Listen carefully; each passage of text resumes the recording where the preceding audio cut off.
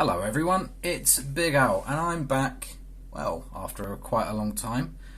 After the sort of redoing of the channel, I have been hard at work in deciding what sort of decks I'd like to give to you guys, and I think the best kind of content is just to do things I enjoy, and hopefully you can get some interesting rogue and potentially meta or competitive inspirations from me for whatever comes along. Anyway, today I am going with a much more casual side of things and giving you a GHOTI deck profile. This deck does have quite a lot of things it can do.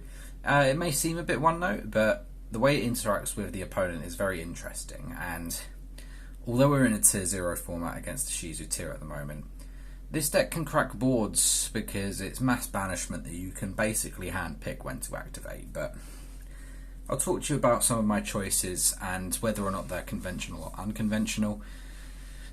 My take on staples in decks are a little bit different. I basically will put however many random sort of staple or side deck cards in the main deck, and that would be a number for you to go off of and choose what sort of cards you can run, and then I'll give some suggestions for cards you can run in the main deck when the deck profile is done. Anyway, let's get on to the main deck and talk about it. Now, first off, we've got 3 copies of Paces, Light of the GHOTI, level 2 Water Fish Tuna. It can banish itself from the field to special summon a fish from your hand. That's any fish monster you like. And Paces and Shift both have abilities to special summon them the standby phase after they were banished.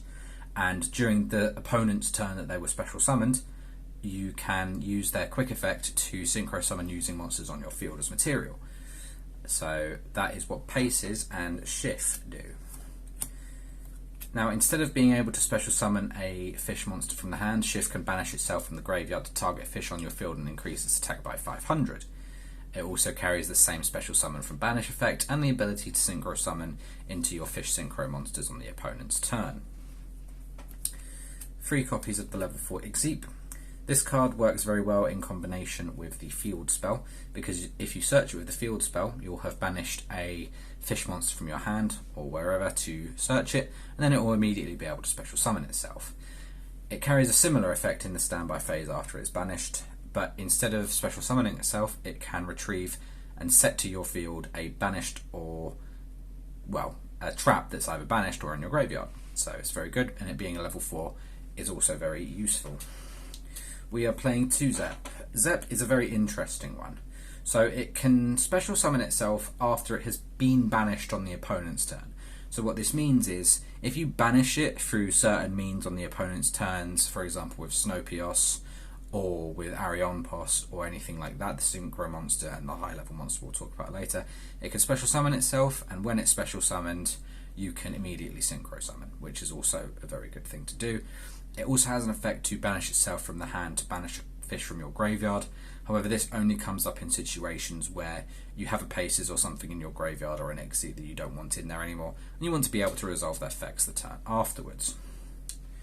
Now for the higher level ones, we're running 2 Enoch. I've tried playing one of this and I want to cut down on it, but it's very important in being able to find your traps. It does seem like a brick. There are ways of getting out of your hand with cards like Abyss Keeper, but again, it's just quite useful because it brings out your monsters that are banished.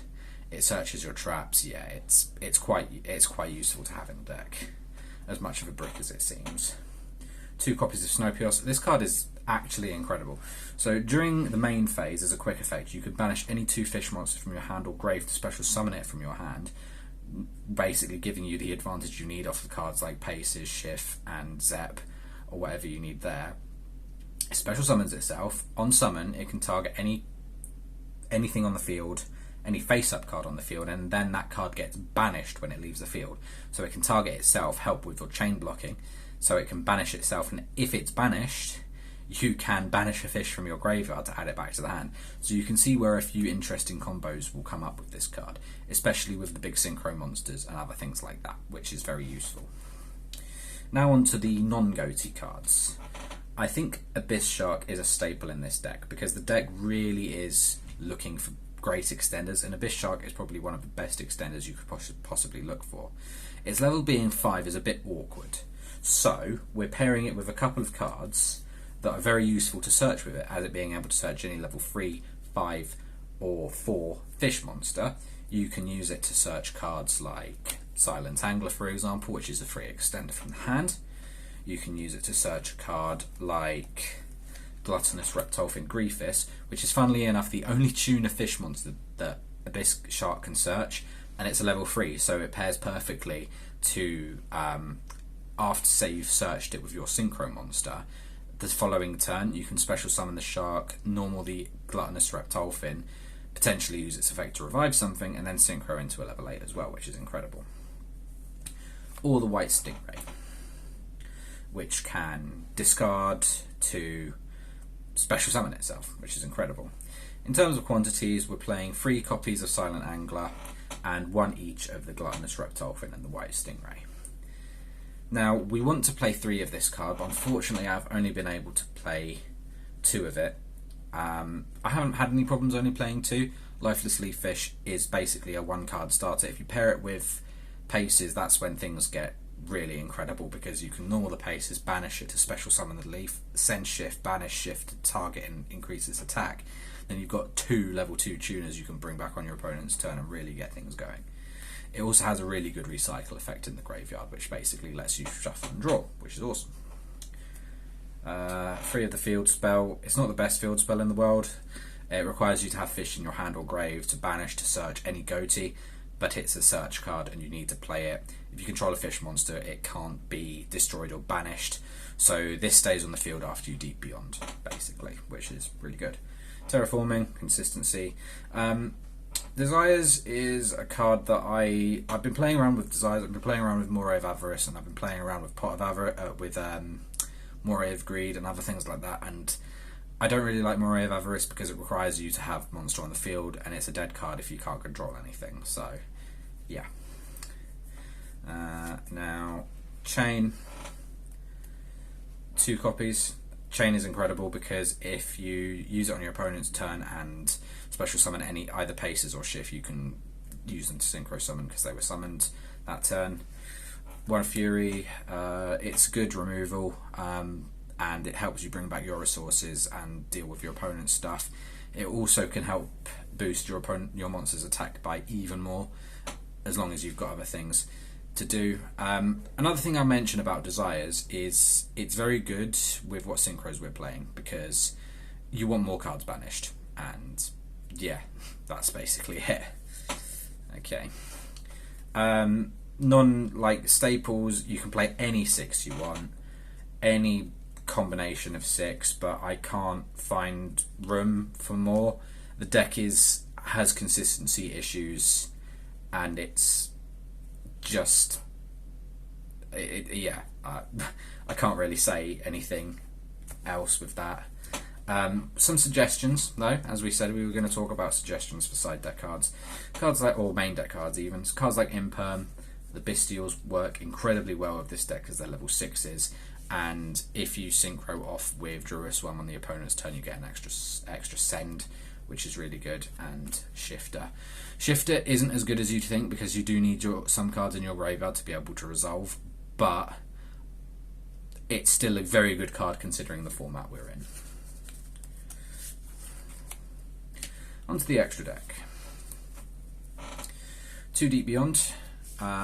Deep Beyond is incredible. Its utility only comes out in the opponent's turn, because if it's synchro during the opponent's turn, you can banish every single other card on the field.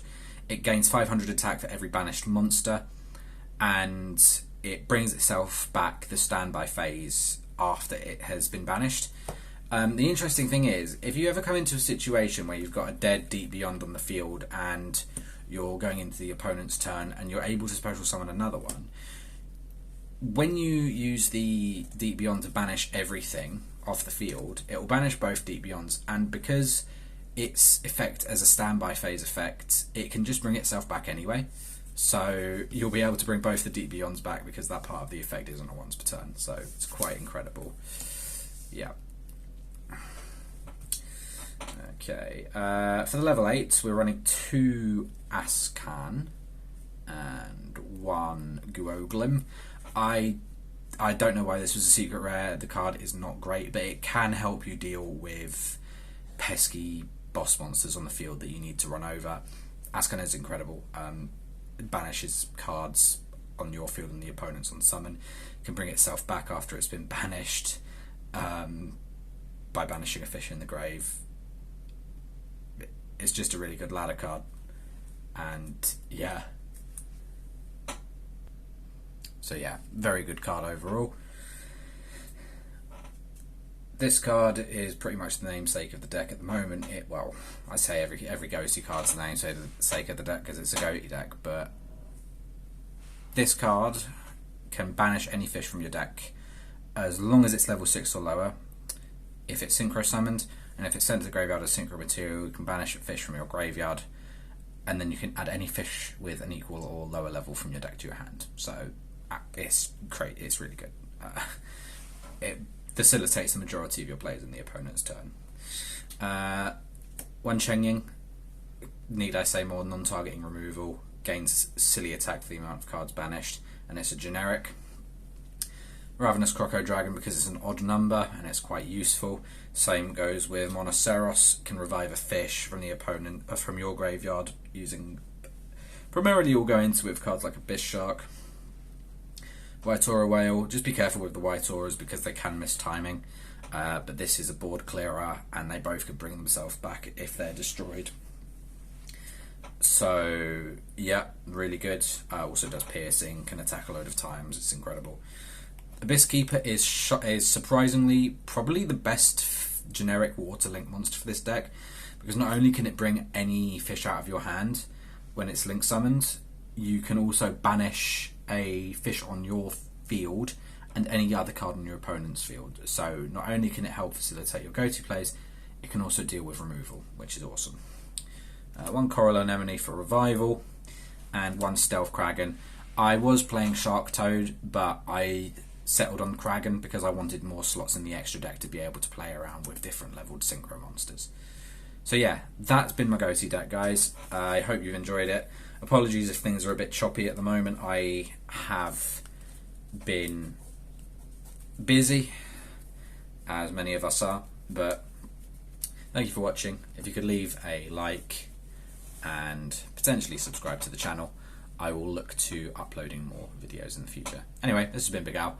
See you guys in the next one.